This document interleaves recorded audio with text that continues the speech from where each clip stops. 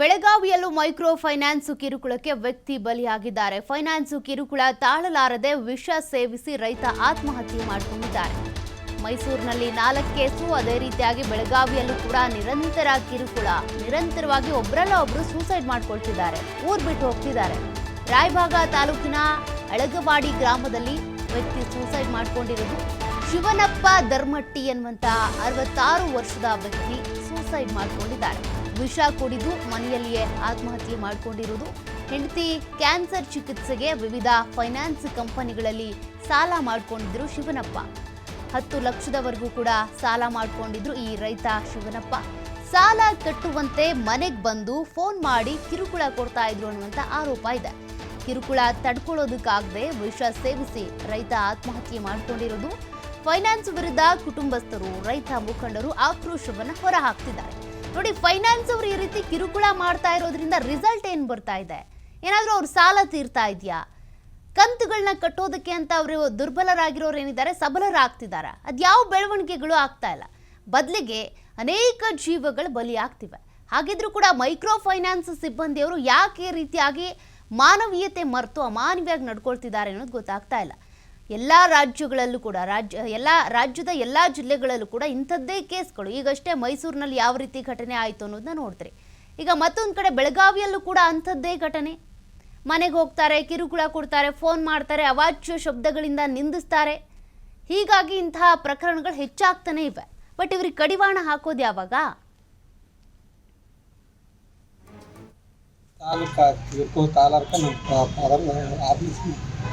ಆತ್ಮಹತ್ಯೆ ಮಾಡ್ಕೊಂಡು ಅಷ್ಟಾಗ ಬರ್ಗೋರಿ ಕಸದ ಔಷಧಿ ತೊಗೊಂಡು ಕುಡಿದ್ರಿ. ಅಷ್ಟಾಗ ಬರ್ಗೋರಿ ರಾಯಬಾಗ್ ತೊಗೊಂಡು ಹೋಗ್ಬಿಡ್ತೀರಿ.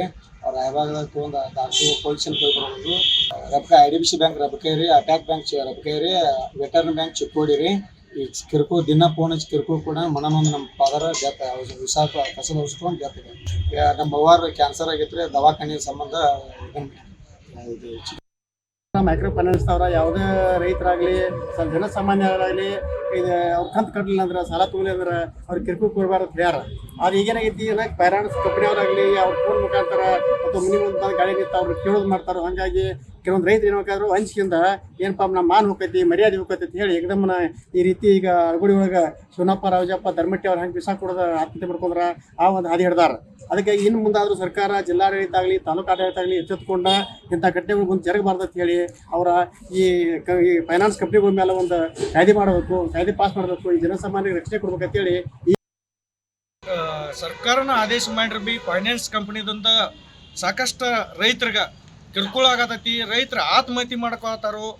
ಇವತ್ತು ಏನಾಗತೈತಿ ಅಂದ್ರೆ, ರೈತರ ಗಣಸರು ಹಿಂದೆ ಸಾಲಗಾರ ಇದ್ದವು, ಈಗ ಹೆಣ್ಮಕ್ಳು ಸಾಲಗಾರ ಆಗಿದ್ದಾರೆ. ಈಗ ಏನಾಗಬೇಕಾಗಿತ್ತು ಅಂದ್ರೆ, ಫೈನಾನ್ಸ್ ಕಂಪ್ನಿಗಳಿಗೆ ಬೀಗ ಹಾಕಬೇಕು. ಈ ರೀತಿ ರೈತರಿಗೆ ಆತ್ಮಹತ್ಯೆ ಮಾಡ್ಕೋತಾರೆ ಅಂದ್ರೆ, ಈ ಫೈನಾನ್ಸ್ದವ್ರನ್ನ ಆ ರೀತಿ ಒಂದು ಕಾನೂನು ಹೊರಡಿಸಿ ಅವ್ರನ್ನೆಲ್ಲ ಬೀಗ ಹಾಕೋ ವ್ಯವಸ್ಥೆ ಆಡಳಿತಗಳನ್ನ ಕರ್ನಾಟಕ ಸರ್ಕಾರ ಆದೇಶ ಮಾಡಬೇಕು. ಈ ಮುಂದೆ ಘಟನೆ ಇಂಥವ್ರ ರೈತರಿಗೆ ಆತ್ಮಹತ್ಯೆ ಆಗಬಾರ್ದು ಅಂತೇಳಿ ಎಚ್ಚರಿಕೆ ಹೇಳಕ್ಕೆ ನಾವು ಇಷ್ಟಪಡ್ತೇವೆ.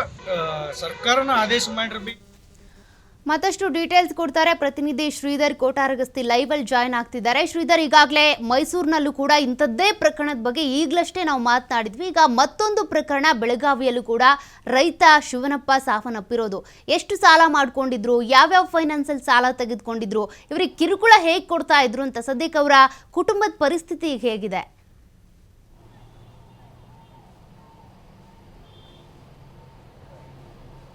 ಸೌಖ್ಯ, ಈಗ ಬೆಳಗಾವಿಯಲ್ಲಿ ಕೂಡ ಏನು ಮೈಕ್ರೋ ಫೈನಾನ್ಸ್ನ ಕಿರುಕುಳಕ್ಕೆ ಇದು 3ನೇ ಬಲಿ ಅಂತ ಹೇಳ್ಬೋದು.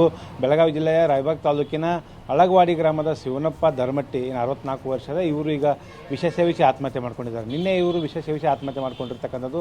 ಪತ್ನಿಗೆ ಕ್ಯಾನ್ಸರ್ ಇರ್ತಕ್ಕಂಥ ಹಿನ್ನೆಲೆಯಲ್ಲಿ 10 ಲಕ್ಷ ರೂಪಾಯಿ ಏನು ಫೈನಾನ್ಸ್ಗಳಿಂದ, ವಿವಿಧ ಫೈನಾನ್ಸ್ಗಳಿಂದ ಇವರು ಸಾಲವನ್ನು ಪಡ್ಕೊಂಡಿದ್ರು ಅನ್ನೋಂಥ ಮಾಹಿತಿ ಲಭ್ಯ ಆಗಿರ್ತಕ್ಕಂಥದ್ದು.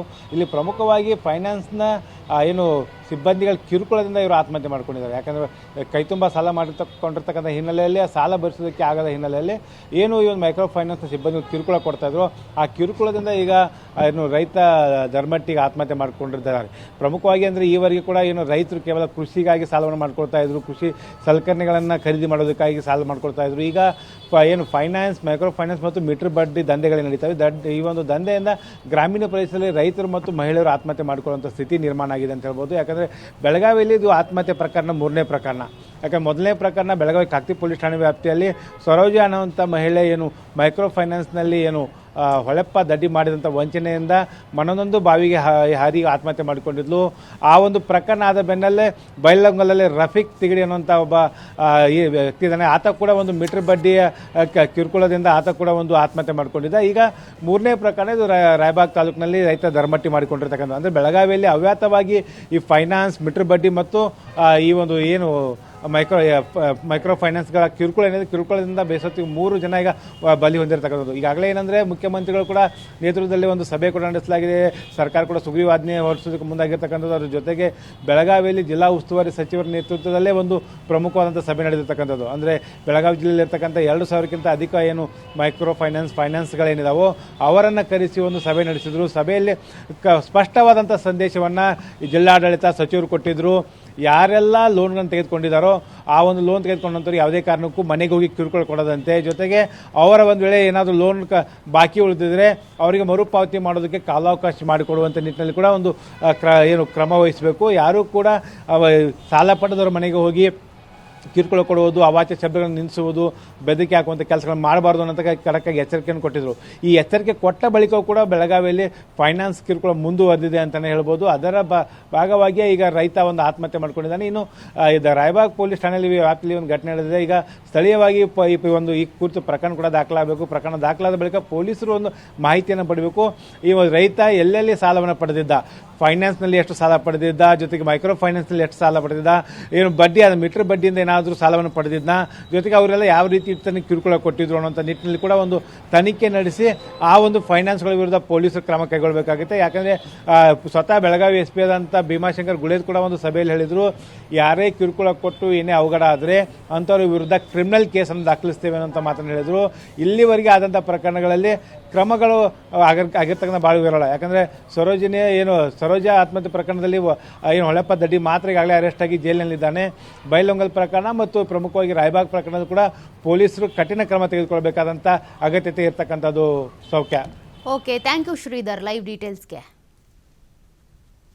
ಆದೇಶಗಳನ್ನು ಮಾಡಿ ಅದನ್ನ ಕಾನೂನು ಕ್ರಮ ತಗೋಬೇಕು ಅಂತ ಹೇಳಿ ಈ ಮುಖಾಂತರ ಕೇಳ್ಕೊತೀವಿ. ಮೈಕ್ರೋ ಫೈನಾನ್ಸ್ ಅವರ ಯಾವುದೇ